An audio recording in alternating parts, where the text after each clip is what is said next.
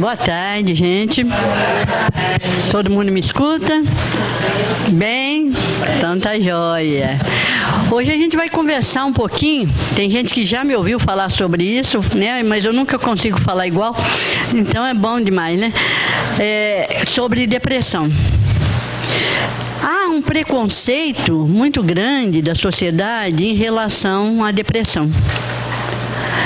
Vocês se lembram quando eu estava fazendo a palestra sobre Nós Sabemos Amar, que eu falei o seguinte: é fácil a gente avaliar o outro, né?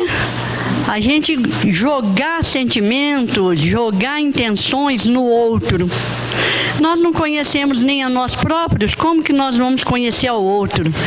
E no caso da depressão, isso é até gritante. Porque as pessoas que estão de fora começam o quê? A encarar a vida da outra pessoa de acordo com seus critérios. Então começa o seguinte: mas como? Você tem tudo, olha, você tem uma vida, né, econômica, confortável, né? Você tem uma família linda, como você vai ficar deprimido? Quer dizer, eu começo a botar os meus critérios de antidepressão no outro. Agora, primeiro, será que é suficiente ter uma vida economicamente tranquila para ser feliz? Será que é suficiente ter uma família que os outros acham bonita, mas não sabe lá o que é viver ali grudadinho um no outro para ver como é que é? Porque as aparências mais enganam do que nos dizem a verdade. Então, casal parece casal 20 fora, né? Aí, de repente, a hora que entra lá dentro, fechou a porta, aí, ó, virou uma jaula. Não é assim? Eu vou dar um exemplo aqui, sem contar o milagre, sem contar o santo, só para que vocês tenham uma ideia. Eu morei muitos anos, coisa assim de mais de 10 anos, porta a porta com uma outra família. Como já eu mudei, ela já mudou, aí não tem problema. Porta a porta, mas parecia o casal mais feliz do mundo. Tinha filhos, eram instrutores do encontro de casais. Então o que? Dava receita para os demais casais, né? De como ser feliz. E eis que se não quando, de repente, sumiram. Aí eu falei, mas como, né? Fiquei preocupada, cadê, o que foi, o que não foi? Foi se descobrir a parte masculina do casal tinha uma outra família com filhos também da mesma idade com aquela ali, certo? E que tinha períodos de férias, que então tinha que viajar a serviço com a outra família, períodos de férias com essa, que aí viajava a serviço pela outra lá. Como dava conta, eu não sei, porque uma família só é dose, né? Dá conta de 2 por anos a fio, sem ninguém desconfiar. Então, se eu fosse avaliar pela convivência ali, ia falar o seguinte: suponhamos que eu descobrisse que ela estava com depressão. Mas que isso, fulana? Olha, né? Vocês são um casal perfeito. Vocês, têm uma vida, segura, tranquila, E aí? Quem é que sabe? Primeiro o que está se passando lá dentro, e depois o que está se passando aqui dentro, que é o mais importante. Porque não adianta ter tudo que atinja os critérios de felicidade do outro se não atinge os meus. Para que eu seja feliz, eu posso não ter nada do que os outros acham que deveria ter para poder ser feliz. Não é? Basta. Eu me basto muitas vezes. Então, estar sozinho não é sinônimo de infelicidade. Às vezes, pelo contrário. Tem momentos que a gente é muito feliz sozinho. Tem outros momentos que a gente é muito sozinho no meio de um monte de gente. E é muito infeliz. Então, as primeiras palavras que eu quero dizer é o seguinte: nós não temos que sentir vergonha por termos depressão. Primeira coisa, depressão é uma doença. Eu tenho culpa de ter uma doença. Eu posso até ter colaborado com ela. É diferente, né? Não me cuidei direito, um monte de outras variáveis que não vem ao caso aqui. Tudo bem, tem a minha parcela de responsabilidade, mas daí a sentir culpa, tira da cabeça. Segundo, nós que porventura não estejamos deprimidos, temos por obrigação que ajudarmos o nosso próximo, seja ele deprimido ou não, né? Lógico, mas principalmente os que têm essa doença. Então, se nós estamos percebendo que algo mudou, que algo não está legal, que está fugindo dos padrões daquela própria pessoa, eu tenho por obrigação, eu não posso fingir que não estou vendo, eu tenho por obrigação que tentar ajudar. Não é ir meter meu dedo dando receita para o outro do como deve fazer ou do porquê que ele não deve ficar deprimido. Não é assim que eu vou ajudar. A primeira coisa para ajudar alguém é perguntar para esse alguém se ele quer ajuda. Depois, que tipo de ajuda? Eu dou sempre o exemplo do cego, né? Com a melhor das intenções, eu vou ajudar o cego a atravessar a rua. Aí eu chego, vem cá, Pérsia, Pérsia vai ser a cega aqui, só para vocês terem a noção. Vem cá, Pérsia, vai atravessar a rua. Aí eu pego e falo assim, ó, peraí que vem vindo um carro. Ele é cego, mas não é surdo, não preciso gritar com ele, não. É falar normal. Depois outra, não é ir pegando aqui, não é assim que ajuda. Olha, eu posso te ajudar? Como? Em geral, como que é? Ponha a mão aqui, que aí ele vai sentir. Cheguei aqui, eu vou descer, ela percebeu, ela desce. Percebe? E não do jeito que eu acho. Obrigada, viu, Pérez? Você pode voltar a enxergar. E não do jeito que eu acho que é o ajudar. E às vezes a pessoa não precisa ou não quer. Decisão é dela. Eu tenho que me mostrar disponível. Assim é com a depressão. Olha, você está precisando de ajuda? Olha, né? Não sei o quê. Presta atenção em tal coisa, né? Você parece que está, né, mais triste. Vamos, tá? Então, a nossa obrigação é ir tentar ajudar. Por quê? Isso, de tentar ajudar. O ser humano é o único animal que, quando nasce, depende já de outra pessoa.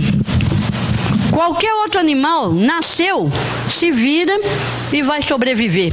Se tiver que sobreviver, lógico que se tiver outra intercorrência, não vai, mas não pela ausência de alguém para cuidar.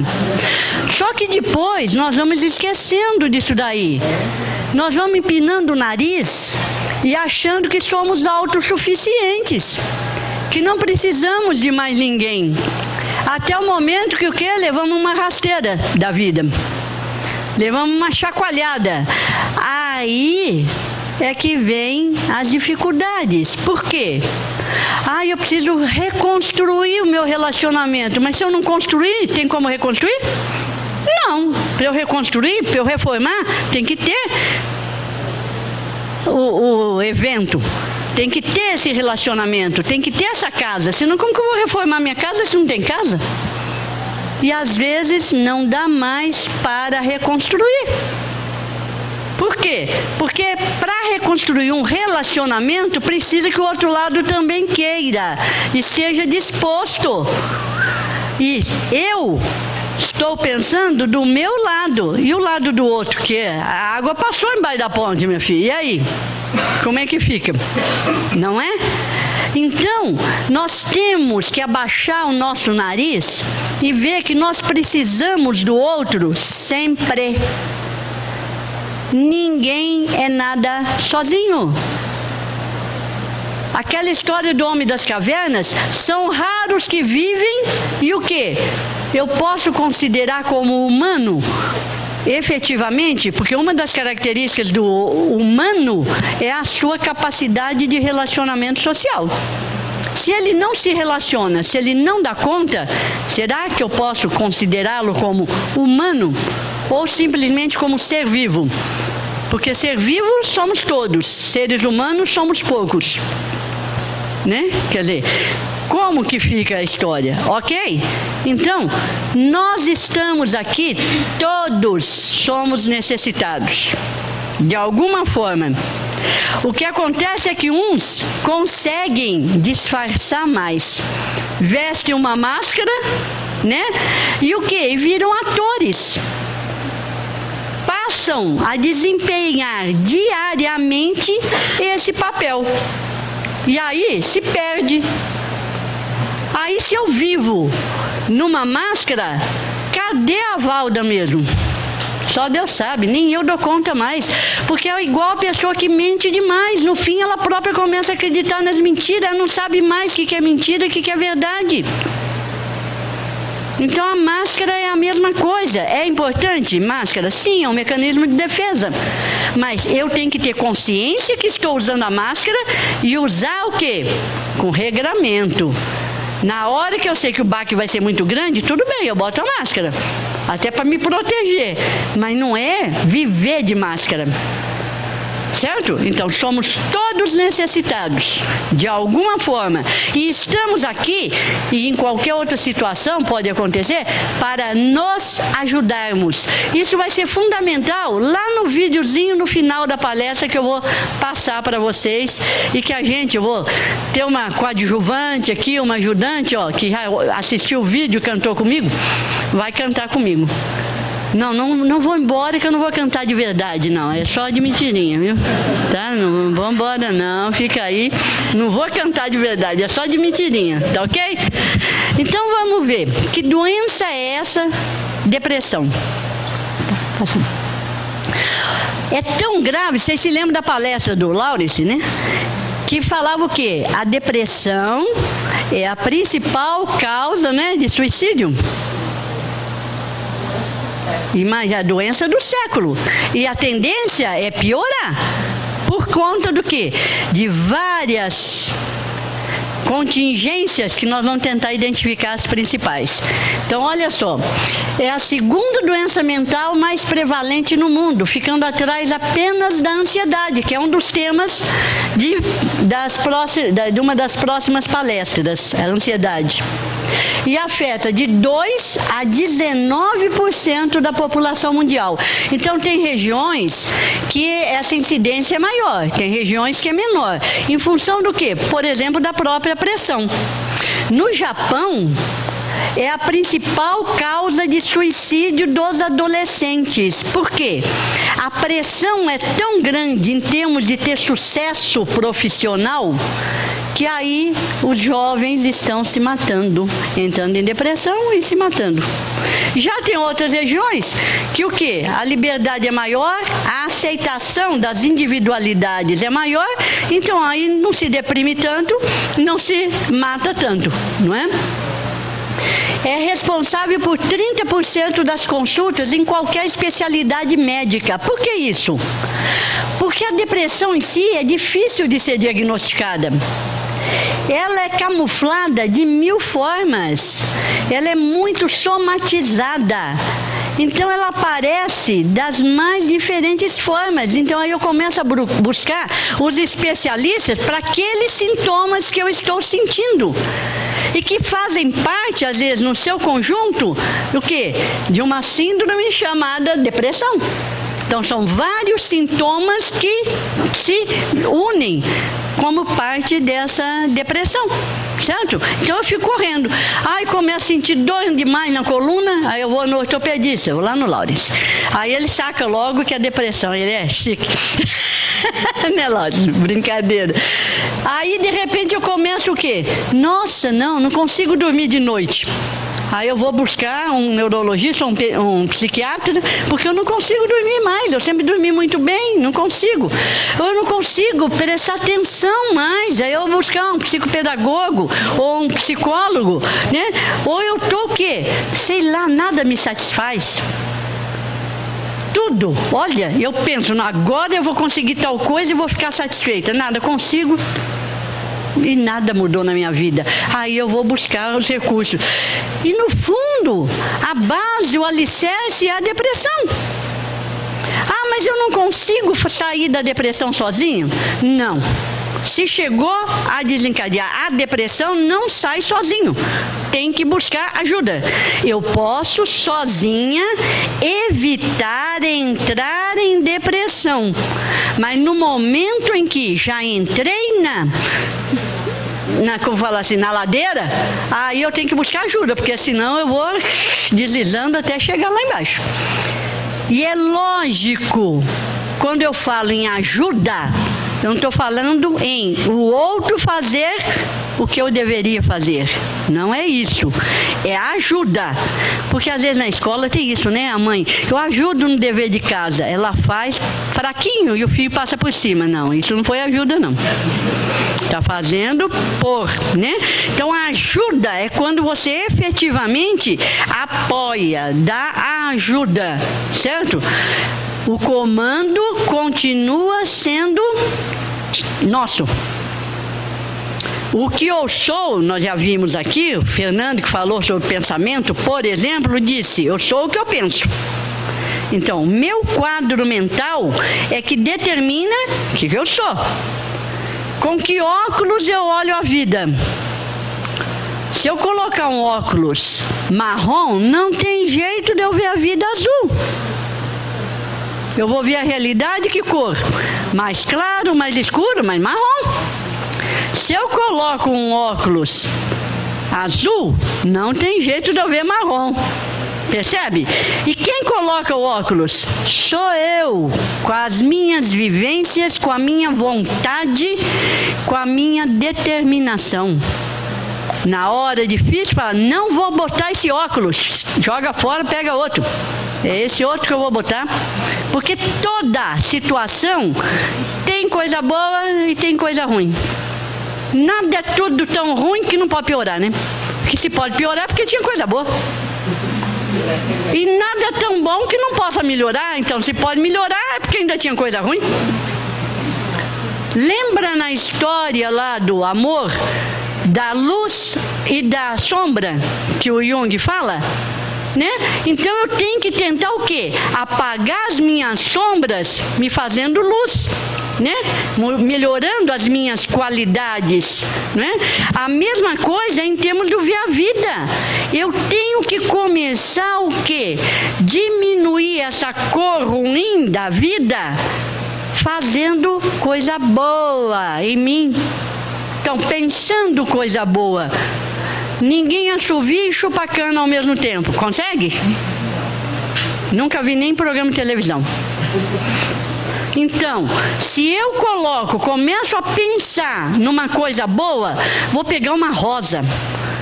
Se eu não tenho ela aqui, vou imaginar uma rosa. Nos mínimos detalhes. Eu consegui ficar 2 minutos pensando na rosa, foi 2 minutos sem pensar bobagem, sem pensar coisa ruim.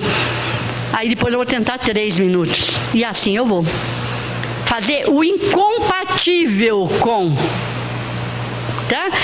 Eu começo o quê? Pensar, mentalizar uma música. Se eu não tenho um som lá para botar a música. Se eu tiver o som, melhor ainda. Vou repetindo mentalmente a letra da música. Eu estou ocupando minha mente com outra coisa, que não ficar pensando coisa ruim. Porque mulher, principalmente, é de uma capacidade para pensar coisa ruim impressionante. Filho ia chegar às 10 horas, deu 10h05, nossa, pode ter tido um acidente, pode ter sido assaltado, pode estar curtindo com a namorada ou com o namorado e esqueceu da hora. Por que não pensar isso em vez de pensar que pode ter tido um acidente? Mas nós vamos, não é? Parece que o canal da desgraça é muito mais potente em nós do que o canal da alegria, da felicidade, não é assim? Então nós temos que nos policiar nesse sentido, tá? Ok? Vamos, já a gente avança um pouquinho mais nisso. Então pode tocar, que isso eu já falei. Então a depressão é uma doença do humor, do sentimento, tá? A Pérsia falou, né? Nos 5 sentimentos básicos, a Pérsia e a Jode, lembra? Quem estava aqui na semana anterior, olha que estava falando de mágoa e perdão, não foi? O que eram esses sentimentos? Medo, raiva, alegria, tristeza e amor. Não era? Tá? Então, sentimentos normais, todos os outros dependem desses. Então, dentro do foco da tristeza, a exacerbação da tristeza é que vai dar a depressão. Certo? Então, nós estamos falando o quê? De sentimentos básicos. Enquanto estiver na tristeza, nenhum grande problema. Nós vamos ver como encarar essa tristeza para que ela propicie a nós desenvolvimento, crescimento, tá? Mas é normal termos, viu? Então, consiste a depressão, né, em uma alteração acentuada do humor com baixa atividade geral, causadora de desesperança, sofrimento interno profundo, ausência de fé em si próprio, na vida e em Deus. Não se acredita em nada. Naquela hora que está deprimido, eu quero mais é o quê? Que o mundo acabe em barranco para eu morrer encostado. Ou em gelatina para eu morrer na moleza, né? O que é que eu quero? Eu não quero fazer nada. Eu não tenho ânimo para nada. Eu acho que é só na minha palestra que é de depressão e todo mundo dá risada, né? Não? Bom demais. É isso aí. A minha ideia é fazer alegria, não é fazer ninguém ficar deprimido, não, né? Então, veja bem, naquele momento, eu não tenho ânimo para nada, nem para aquilo tudo que eu considerava até algum tempinho atrás como fundamental, que eu não deixava jamais de fazer. Suponhamos, uma mãe que de repente deixa de cuidar do filho. E isso é muito comum em depressão pós-parto. Quis aquele filho, foi a coisa mais desejada do mundo, de repente ela quer matar o filho. Por que isso? Porque aquele filho não está deixando que ela, o quê? Vivencie o que ela quer vivenciar, que é o nada. Ele está exigindo que ela saia, que ela se movimente. Ela não quer movimentar. Mas não é um não quer consciente, que aí fica parecendo até que é mal intencionado. Não. É um não quer porque não tem aquela energia que vai fazer com que ela se movimente. E não é o se movimente fisicamente, internamente. Movimentar o seu psíquico para que possa buscar alguma alternativa, buscar alguma coisa a ser feita. Entendeu?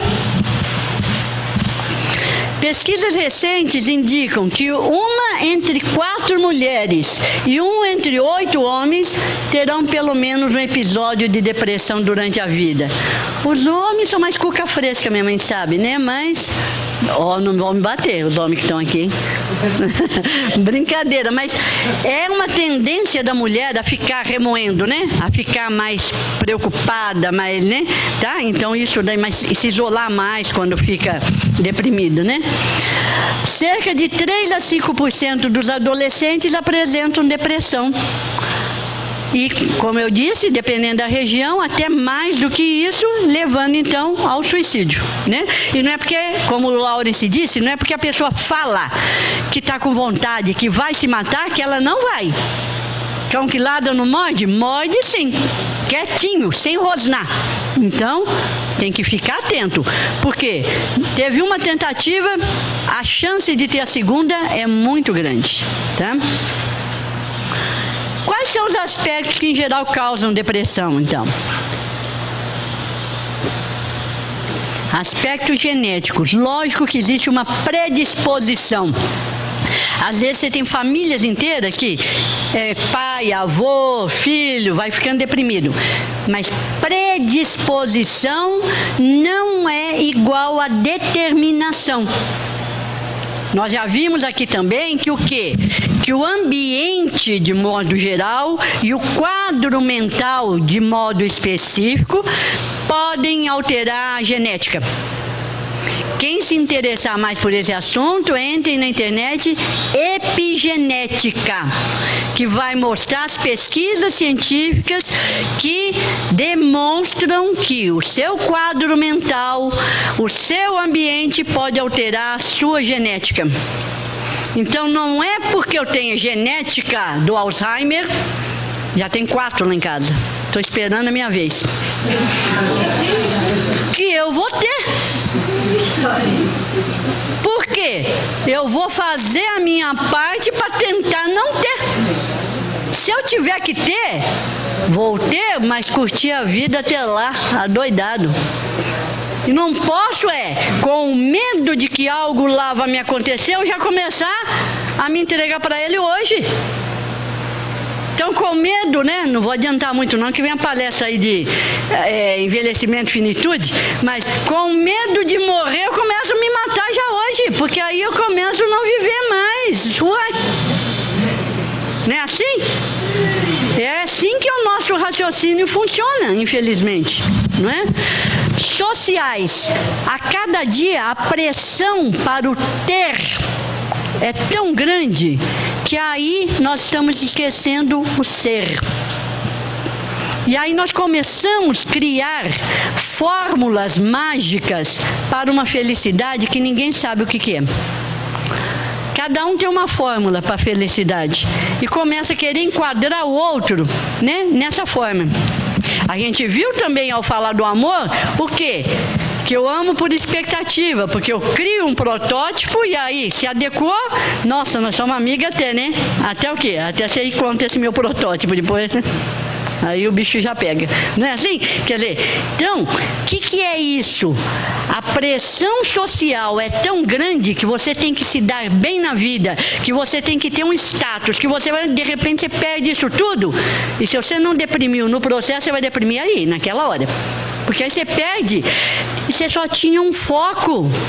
Eu falo muito para jovens quando vão prestar o vestibular.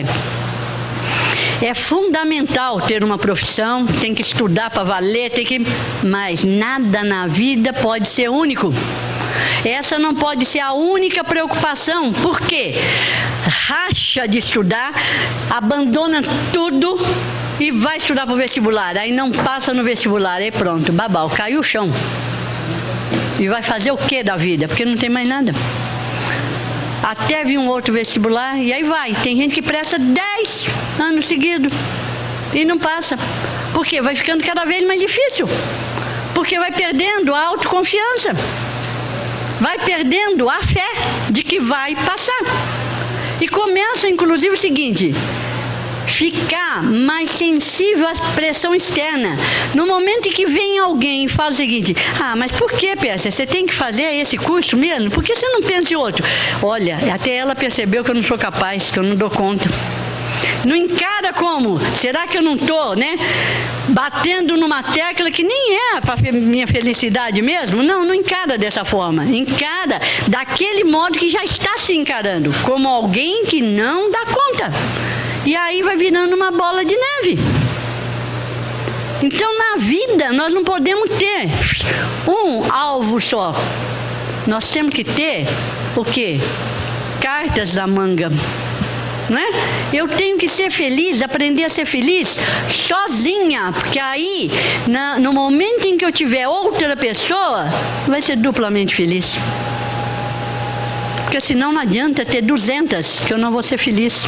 Porque a base não existe, que sou eu. Certo?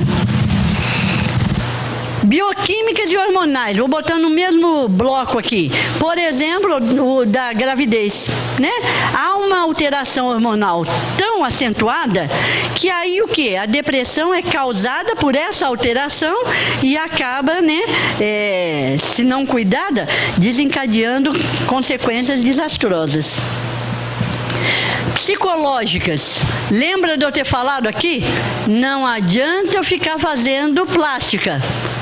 Eu estico de cá, puxo de lá, estou coçando o umbigo nas costas, mas não existe plástica psicológica. Não que não possa fazer plástica, não tem nada contra, não. Se acha que vai ficar mais feliz, acha que vai ficar bonita, faça quantas quiserem. O que não pode é a plástica funcionar como uma máscara. Eu faço a plástica porque aí é mais fácil eu interpretar o papel de jovem. E às vezes há mães competindo com filhas. Não, se é mãe, tem que aparentar mais velho do que o outro, sim, uai. O que é isso? Eu quero ficar igual maracujá de gaveta, já falei. todinha enrugadinha. Por quê? Qual o único jeito de eu não ficar velhinha? Morrer antes, ó. Quer não. Então, quer ficar bem velhinha mesmo. Ah, vai ficar caduca? Problema dos outros que vão me aguentar, que eu na minha caduquice não vou nem saber que estou caduca. Ó. Mas não é assim? Uai. Não quero nem saber. Então, problemas psicológicos está muito atrelado aos demais, lógico, inclusive aos sociais. Por quê? O quanto que essa pressão social me influencia vai depender de mim. Porque de repente eu resolvo ser o quê?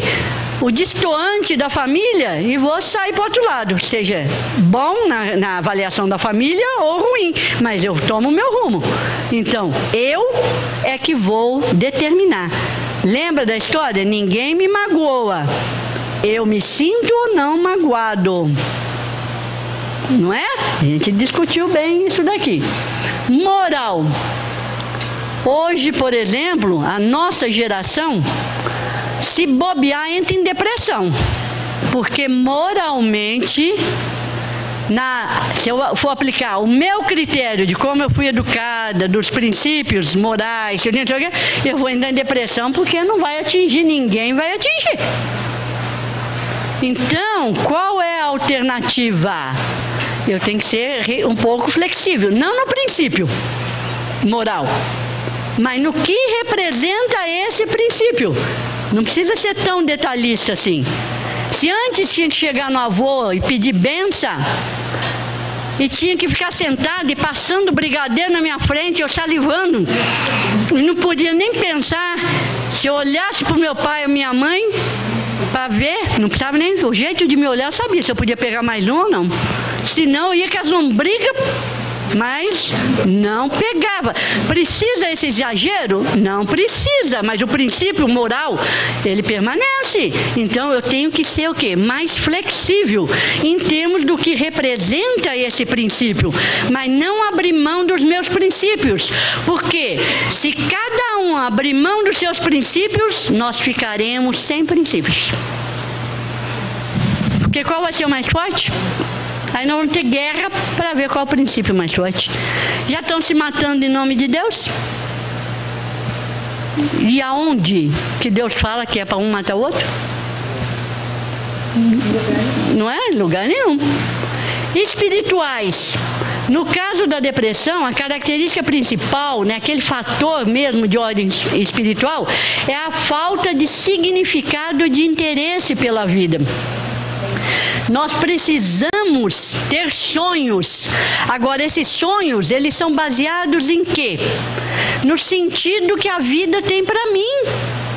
Se a vida não tem sentido para mim, é igual, se eu não sei onde eu quero chegar, qualquer caminho serve, não é assim?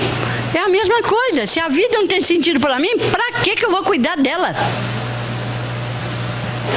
Viver ou não viver, pouca diferença faz. Então, espiritualmente é nesse sentido, saber que o quê? Que existe algo que transcende a nós. O que é esse algo? É de cada um. Cada um pensa e tem a sua crença, né? No que é esse algo mais. Mas que existe, existe. Porque se eu achar que é só isso aqui, que pá, acabou tudo, para que eu vou me cuidar e cuidar do outro? Não. Aí que vai ter muito mais suicídio, por quê? Então acaba o sofrimento, né? Meu sofrimento está muito grande, papum, eu acabei com ele. Se eu não acreditar em algo além, as coisas vão degringolar muito mais do que já estão degringoladas. Não é verdade? Pode passar. A pessoa deprimida tem um movimento oposto ao amor e à felicidade. Por quê? O amor e felicidade é vida, é energia, é coisa boa.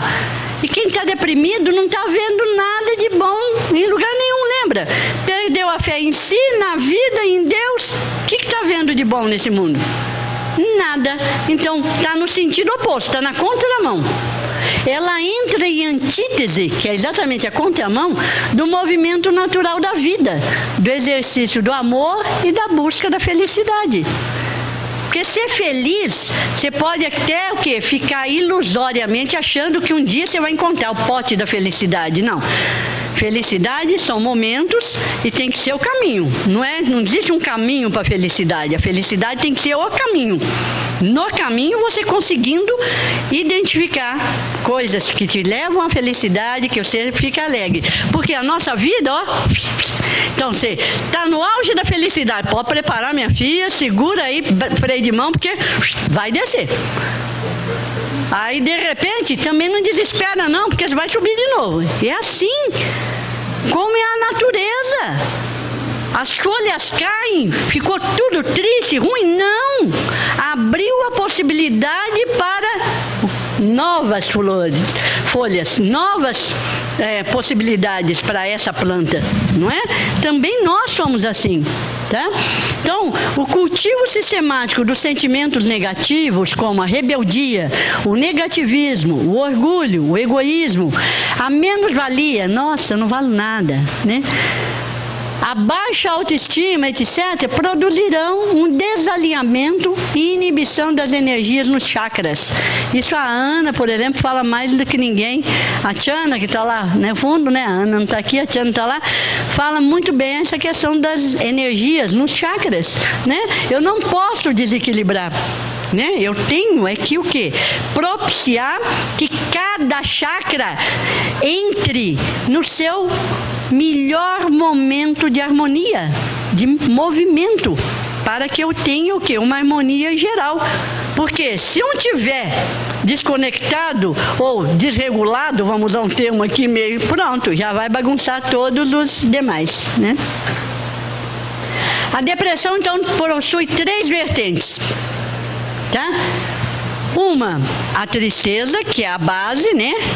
Tá? É a exacerbação, né? Da tristeza, a melancolia e o desespero. A melancolia é algo mais grave do que a própria depressão, mas que muita gente usa até como sinônimo, melancolia e depressão, né? Tá? E o desespero, que aí é o auge quando realmente aí as coisas já estão perdendo o controle, né? Deixa eu só molhar a palavra aqui. Tristeza, como a gente viu, é uma reação normal. Nós vamos o quê? Mesclar tristeza, né? Ou tristeza, alegria. Aí é um momento que, a hora que eu estou no auge da alegria, eu vou ficar triste. Vem lá e eu vou, assim, da mesma forma que os demais sentimentos. Não fica estabilizadinho. Não existe isso. Eu tenho uma margem de flutuação que é considerada normal. Dentro, por exemplo, para saber se é depressão, eu tenho uma faixa considerada, então, normal, que eu posso oscilar, aí eu vou para tristeza, eu vou para alegria, e eu tenho uma faixa que extrapola, que todas duas são prejudiciais, que é o quê? Quando eu vou para depressão, né? Ou então eu vou para o quê? Para euforia. Alegria demais também, descabida, quando solta a franga demais, opa, alguma coisa aí está errada.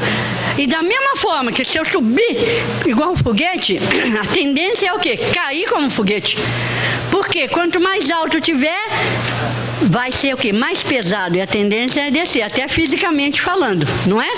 Se eu jogo uma bola lá para cima, tchum, ó, a hora que ela descer, pode ser uma bolinha desse tamanho aqui, ó. Vai fazer um estrago a hora que cair aqui, não é? Agora, se eu jogo só um pouquinho, não faz estrago nenhum. Então, eu tenho que oscilar nessa faixa de normalidade, tá? Quais são as matrizes? O que é uma matriz? Lembra do mimeógrafo? Eu vou rodar, vai sair igual, né? Quer dizer, aquilo que é a base, né? Mas tem outros elementos que são agregados. Mas a base da tristeza, em geral, é complexo de inferioridade.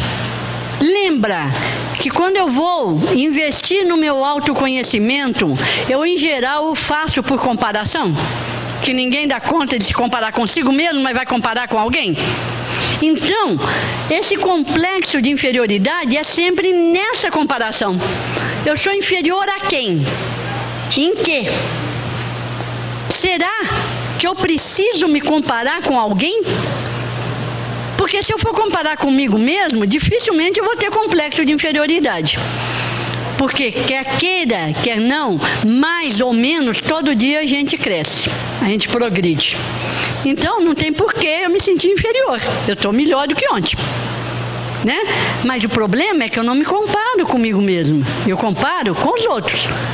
E não me comparo, porque lógico que tem os que fazem, mas regra geral, eu comparo com os que estão melhor, na minha avaliação. Não com os que estão pior, eu não olho para trás.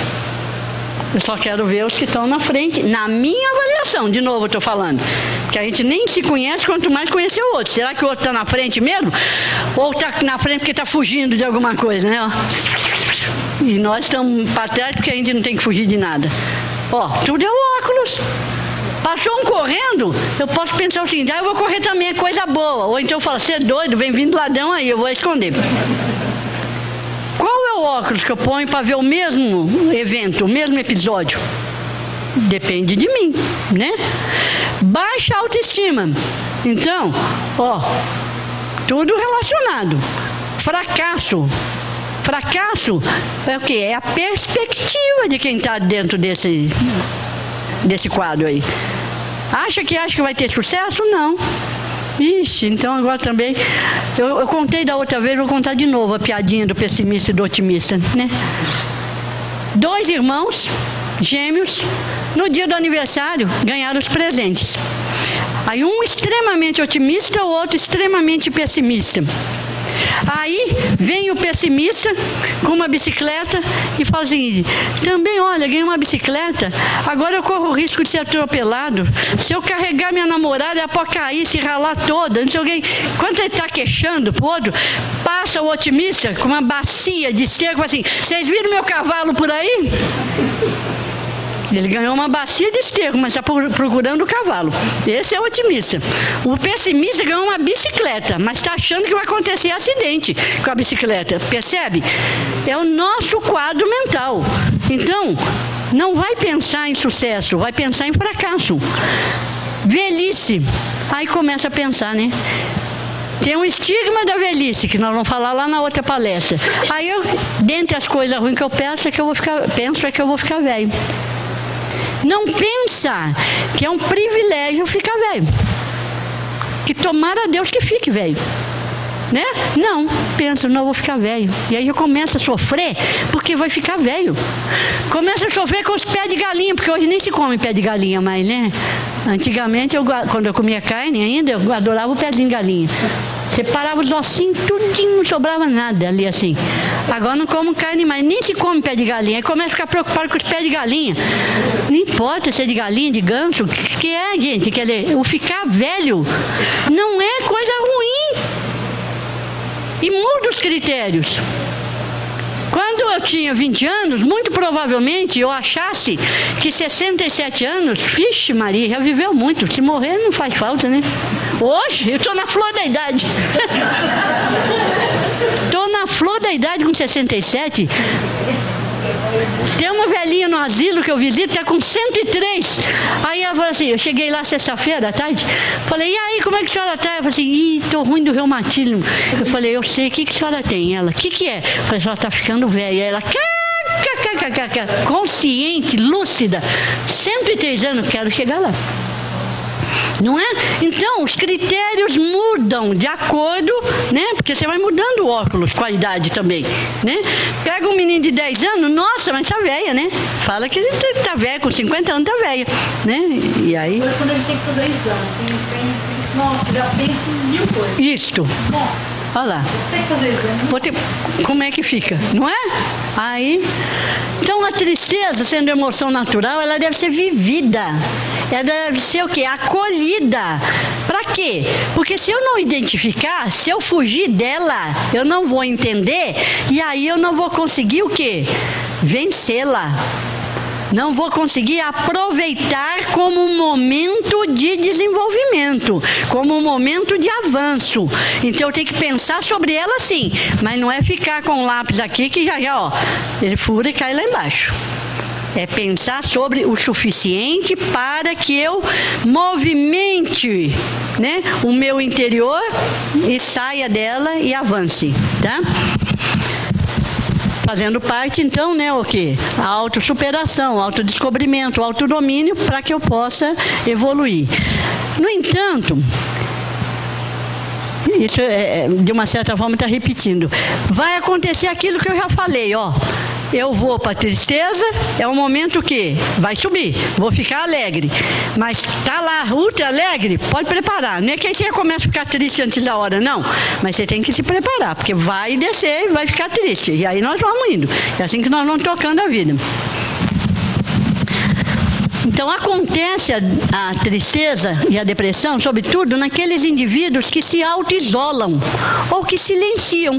Então, guarde essas duas características que nós vamos entrar em um pouco mais de detalhe de cada uma. O que é esse isolamento? Lembra que eu falei no começo? Às vezes eu sozinha estou numa felicidade que se tivesse uma câmera escondida na minha casa, ia me pegar sorrindo. Ou até dançando sozinha. Sabe aquele adolescente que vai tomar banho e demora demais porque fica dançando na frente do espelho? Né? Pode acontecer. Às vezes você não faz isso na frente do outro, mas você faz sozinha. Você está feliz. Mas esse isolamento, se ele serve para você refletir, é fundamental. Por quê? Você não consegue refletir aqui com todo mundo te olhando e não sei o que, não sei o que. Você até reflete um tiquinho, mas não é o nível de reflexão que a gente precisa. Então, é fundamental que você tenha os momentos de isolamento. Agora, se você se isola porque você não quer o contato com ninguém, porque esse contato está te fazendo infeliz, seja quem quer que esteja no contato, aí já não é legal. Então, o que vai determinar se o isolamento é bom ou é ruim é o motivo, o objetivo para o qual ele está servindo. Certo? Então, com o retraimento, evitando um mal, o homem cai em outro, pois esquece a lei do amor e da caridade. O homem das cavernas tinha como ser caridoso? Tinha como fazer caridade? Só se fosse para algum animal, mas ele tinha que comer, ele ia matar o animal. Então, a gente só consegue, né? Para quem acredita, Cristo viveu sozinho? Ele foi viver onde? No meio das pessoas, porque é no meio das pessoas que a gente tem mais chance de evoluir, não é? Porque a exigência é muito grande. E é aquela pessoa mais difícil que vai ser o principal motor para o meu desenvolvimento. Vocês se lembram que quando a Pérsia foi fazer a retrospectiva lá, né? Lembra? Eu falei de uma das minhas filhas que eu devo agradecê-la demais da conta, porque foi a que mais propiciou desenvolvimento em mim. A que mais me deu trabalho. Porque as outras, o quê? Foi tão calmaria que aí o quê? Você vai, né? Fica fácil. Aí você não cresce. Você cresce na hora que você tem dificuldade. Na hora que você tem que achar a solução para um problema. E a reflexão é fundamental para você localizar os problemas. Se você não refletir, você não vai achar problema. E aí você não vai evoluir, porque você não vai tentar resolver. Né? Tá ok? Que pensar dos que fogem do mundo para se devotarem ao amparo dos infelizes? Esses se elevam se rebaixarem, é o que a gente ouve, né, falar. Tem o duplo mérito de se colocarem acima dos prazeres materiais, que você começa a pensar o quê? É no outro, é no próximo, né? É na relação, é no amor, é na caridade, que não é material, porque o próximo ainda é material. Mas na relação não é material, né? Tá? E de fazerem o bem pelo cumprimento da lei do trabalho. Quem é que dá conta de ser feliz sem fazer nada nesse mundo? No mínimo vai ter que ficar o quê? Tomando mais banho para tirar o lodo, porque se não fizer nada, vai criar lodo. O homem que se priva das relações sociais tende a se tornar um deprimido. Por quê? O que é que pode entrar na cabeça dele se ele não tem nem exemplo dos que estão tendo mais necessidade do que ele? Ele não convive. Ele não tem nem esse exemplo. Vamos tentar nos colocar aqui dentro de uma caverna igual o homem das cavernas lá. E tem gente ainda, passou há pouco tempo uma reportagem, o cara vive lá não sei quantos anos, sozinho lá, né? Que problema que ele pode ter além de achar o que comer e o que beber? Problemas que nós temos aqui, a dar com pau, podia levar um pouquinho para ele lá, porque ele não tem nada lá. Porque os nossos maiores problemas se localizam nos relacionamentos. Reais, concretos ou imaginários. Por quê? Se eu só amo por expectativa, não dou conta de amar. Senão ia aparecer o suor aí, peraí. Não dou conta de amar por realidade. Eu então começo o quê? Estabelecer relacionamentos imaginários. E sofro com esses relacionamentos imaginários, tanto quanto até mais do que com os reais. Não é? Ok. Lembra, isolamento, o outro é silêncio. Silêncio é importante? Sem dúvida. Não é só o silêncio aqui, ó. Silêncio interior. Foi falado na palestra de meditação e na prática da meditação. Se eu não conseguir chegar ao silêncio interior, eu não consigo refletir, eu não consigo meditar. Porque meu pensamento, ele fica voando. É daqui para lá, de lá para cá, e eu com uma cordinha aqui, toda hora eu tenho que puxar, não é? Então, eu tenho que ficar no silêncio interior. Então, isso eu sempre orientei minhas filhas. Antes de começar a estudar, vai para um lugar, não é que, por exemplo, música não me atrapalha. Adoro estudar ouvindo música. Mas não música cantada, porque senão aí de repente eu estou cantando junto, né? Mentalmente. Música só orquestrada, adoro. E aí o quê? Fecha o olho e tenta buscar o quê? A concentração, o seu silêncio interior, para que daí você, ao abrir o olho, vai nesse foco. E as periferias, você larga para lá. Porque senão, mulher tem mania, né? Começa, suponhamos que eu vou estudar. Sento lá e de repente deu sede. Aí eu vou lá beber água. Só que aí tá molhado perto da pia. Aí eu já vou enxugar ali. Aí eu vi que espirrou não sei o que lá. Eu vou lá quando vê, meu tempo de estudo mesmo, ó. Foi embora. Por quê? Eu não tenho concentração, não tenho foco. Se eu tenho foco, a água ali não vai atrapalhar nadinha. Se ficar até daqui 1 hora. Vou manter a minha hora ali de estudo. Isso é foco, isso é concentração. Isso precisa silêncio interior. Senão, nós não temos. Tá? Então, o silêncio é uma palavra natural porque Deus a deu para nós. Deus condena o abuso e não o uso das faculdades por Ele concedidas. Então, pode ficar em silêncio? Pode e deve, mas não abusa. Não obstante, o silêncio é útil, porque no silêncio te recolhes, refletes e pode conhecer-se melhor. Mas o voto do silêncio é uma tolice. Que outra expressão? Se me deu o dom de falar, eu não sou muda, eu tenho que fazer bom uso disso também. Não é? Tá? Mais uma, Patrícia, por favor. Desespero. Lembra lá do tripé? Agora a última é desespero. Foi, né? Melancolia, que é a depressão propriamente dita. Agora o desespero. É não saber esperar. É diferente de ansiedade. Tem gente que é ansioso, né? Tem gente que é hiperativo, não é nada disso daí. É o não saber internamente esperar pelas coisas. Por quê? Porque não tem, na maioria das vezes, fé suficiente. Porque se você tem fé suficiente, você sabe que independe, que as coisas vão acontecer. Num tempo talvez diferente do seu, mas vão acontecer, como tiver que acontecer. Se não acontecer, é porque não era o melhor, né? Isso daí, tá? Então, é não saber esperar. A criatura insegura não sabe esperar. Todo desassossego é marcado sempre por incertezas. E estas se reproduzem onde campeia o desconhecimento. O autoconhecimento, inclusive.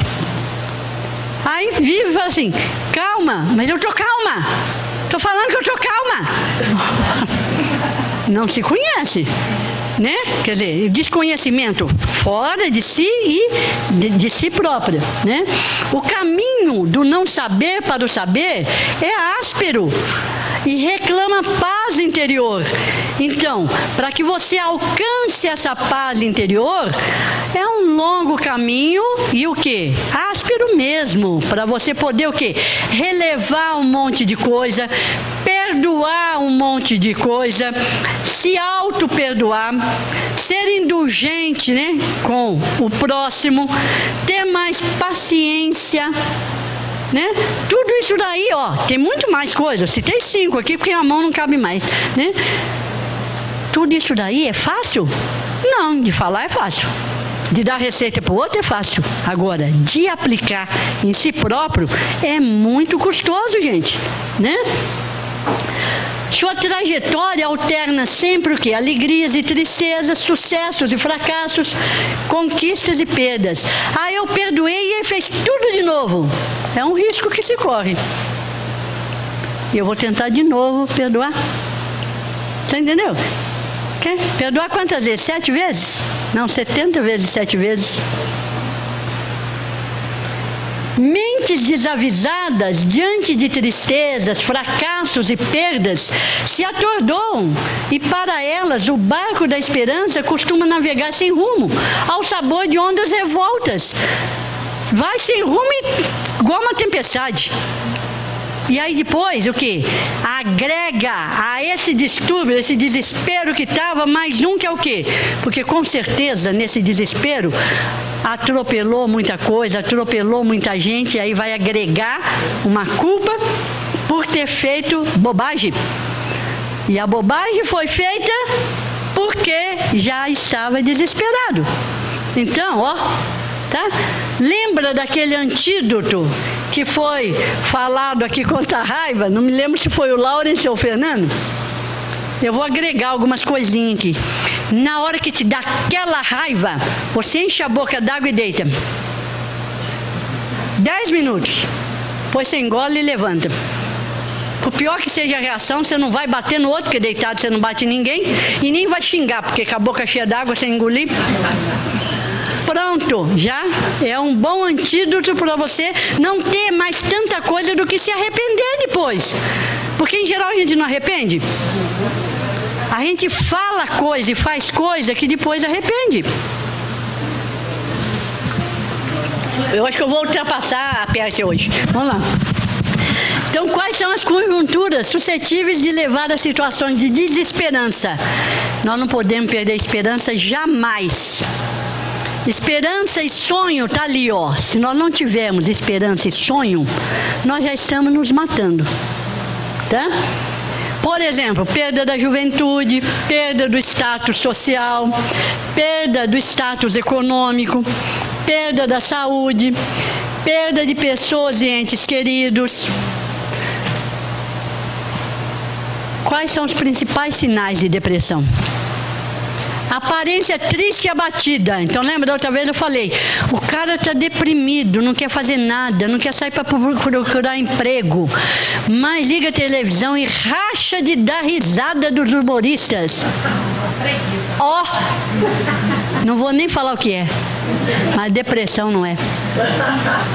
Falar o que não é. Por quê? A pessoa deprimida a gente vê na cara. Por quê? Murcha. Murcha. Sabe aquele desenho pedagógico? A boca fica assim, ó. Não é? Fica a boquinha, fica assim e desce tudo aqui assim, ó. Tá?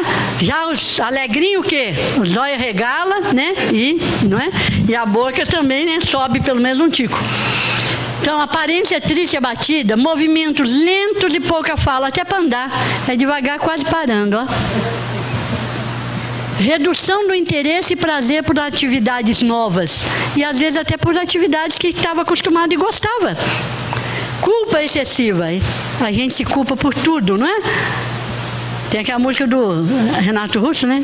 Você culpa seus pais por tudo, né? Isso é um absurdo. Então a gente se culpa por qualquer coisa. Aí, quando está deprimido, então, culpa até de estar deprimido. Mas por que eu estou? Culpa minha, eu estou deprimido porque é culpa minha, porque eu não dou conta, percebe? Aí, ó, a bola de neve, como que vai? Uma coisa é o erro, a outra é a criatura que errou.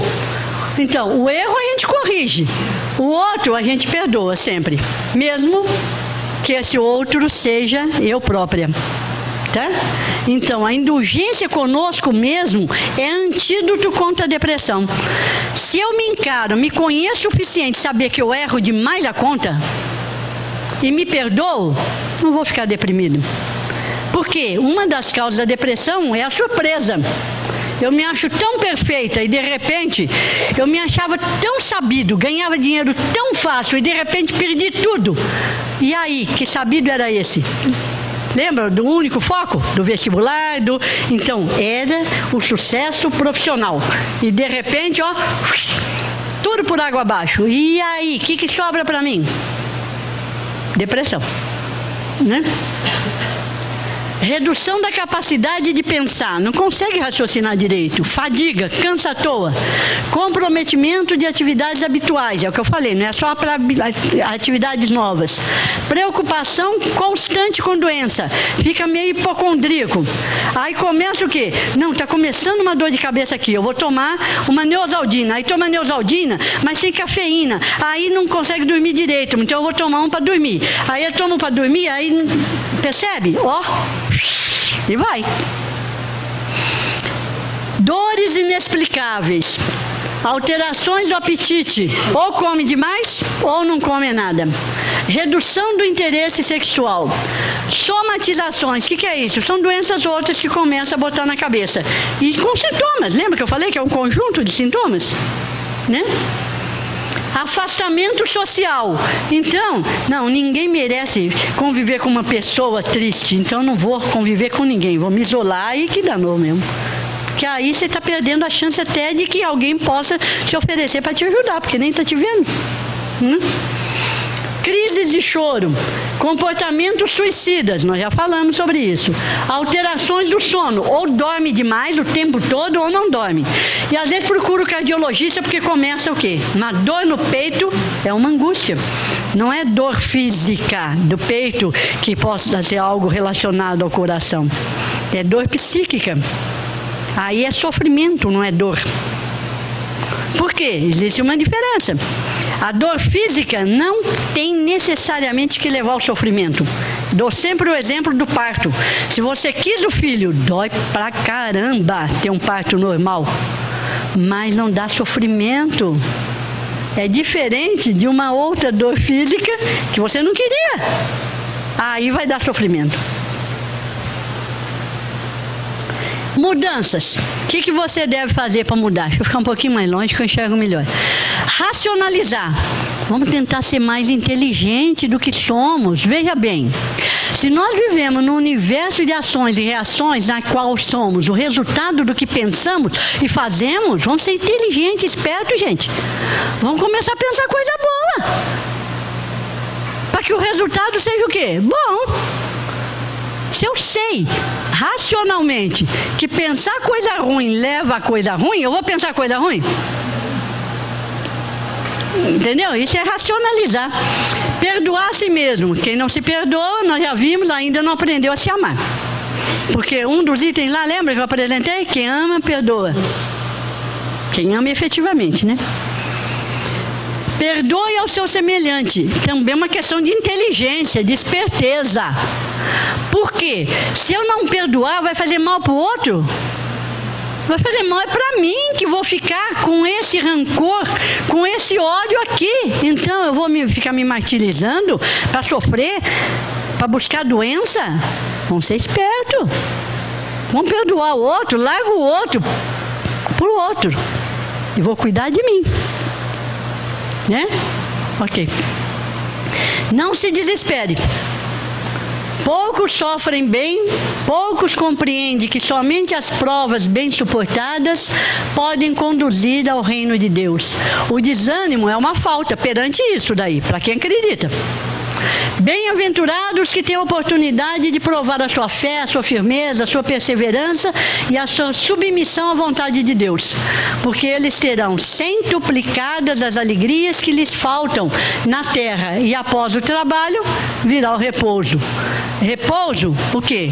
Não é esse repouso de ficar dormindo, não, né? Viu? Tá? Repouso em termos de paz, né? Tá? Ok? Ocupe o tempo com coisas novas, mesmo que você não goste. Lembra que eu falei? Eu não dava conta de ficar à toa. Eu tive que começar um autotreinamento. Comecei com 5 minutos, o quê? Pondo música no computador, fone de ouvido e jogando paciência. E toda hora eu olhava no relógio, não passava 5 minutos. Não passava. Um autotreinamento. Hoje eu consegui ficar 5, amanhã 6.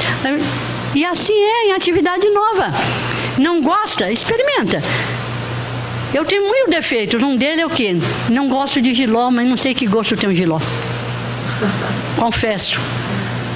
Não pode acontecer isso. Porque você tem que experimentar. Agora, me passaram o indicador de que jiló é amargo. Não gosto de nada amargo, então não quero não. Agora, atividade não. Cada um avalia, né? De acordo com o seu gosto. Incorpore hábitos novos à sua vida. Então, não gostava de caminhar, mas arruma uma boa companhia. Você vai caminhar não pelo caminhar em si, mas pela companhia. Vai jogar baralho, sei lá o que, alguma coisa que o outro goste e que você vai fazer a caridade de desenvolver e desempenhar com o outro, tá? Faça novas amizades. Ah, não, amigo era só aquela. Perdi aquela, não tem outra, não sei o que. Você não está se abrindo. É igual ao amor. Passou a fila anda, gente. Não vai amar igual, não precisa. E nem tem como. Não tem como amar igual nem aos próprios filhos. A gente ama diferente. Não ama menos, mas ama diferente a cada um dos filhos. Então não tem como. Vamos amar diferente, mas vamos amar. Vamos tocar. Realize coisas novas. Valha-se dos recursos abençoados da prece. Faça a terapia do amor. Somente o amor proporciona vida, alegria e equilíbrio. Vamos ver, acho que o outro já vai poder. Esse pode pular. Vai, toca. Aí, o outro, só nesse aqui. Olha aqui. Esse pensamento, depois eu vou só analisar rapidinho aquela imagem. A cada dia que vivo, me convenço de que o desperdício da vida está no amor que não damos, nas forças que não usamos, na prudência egoísta que nada arrisca e que, esquivando-nos do sofrimento, perdemos também a felicidade. Essa mulher, para mim, falou o que resume isso daí. Nós não podemos fugir da raia, gente. Nós temos que enfrentar a raia com os nossos recursos, com a ajuda de cada um dos que convivem conosco e que buscaremos conviver, tá? Para que a gente possa vencer essa doença que é a depressão, que não é vergonha para ninguém. Agora vamos voltar e analisar essa figurinha aqui. A primeira imagem, isso aqui é quase um teste projetivo em psicologia. Tem gente que vai ver, coitado, hein, ó, depois de velho sozinho num ermo desse, no fim de mundo desse, tem gente que vai falar assim, ó, que paz.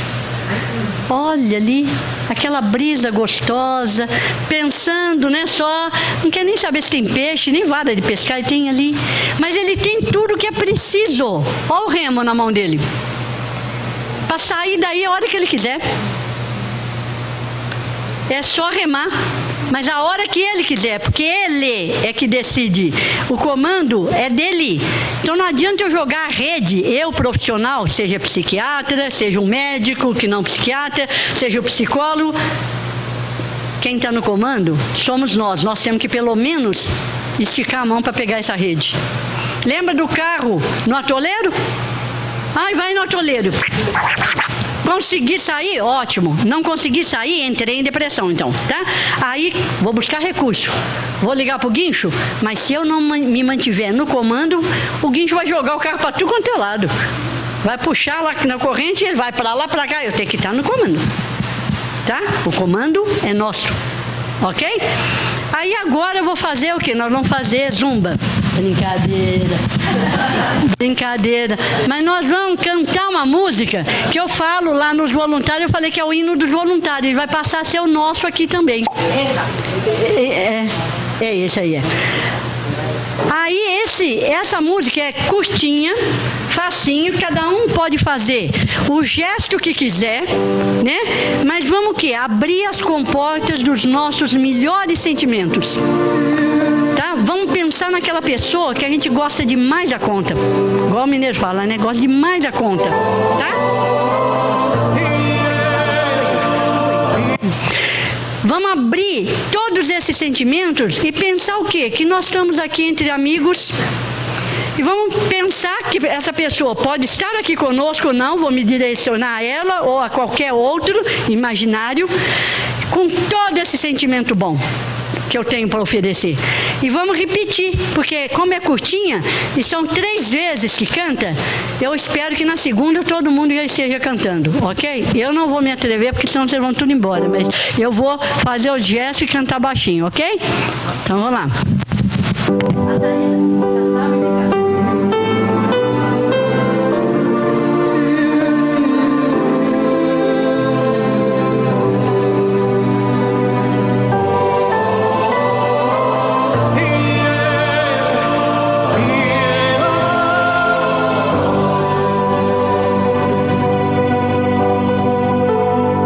Te ofereço paz, te ofereço amor, te ofereço amizade, ouço tuas necessidades,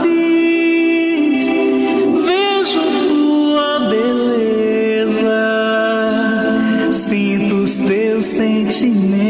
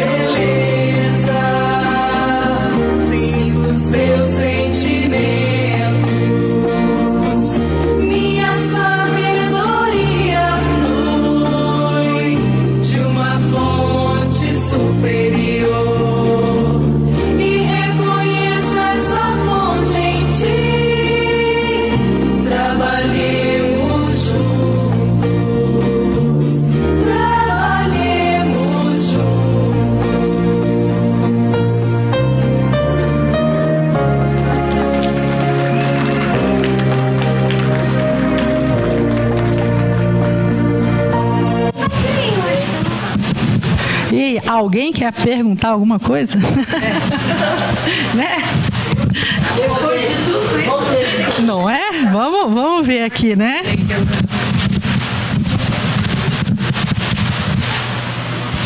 Eu quero perguntar lá para ela se a depressão é uma doença dos tempos modernos ou se ela já existiu lá no começo, lá atrás.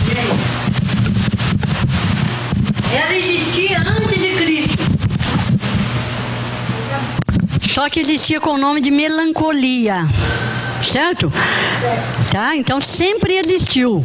O que tem nos tempos modernos são as variáveis que desencadeiam o processo depressivo, né? Que são diferentes, muito provavelmente, do que naquela época lá, tá?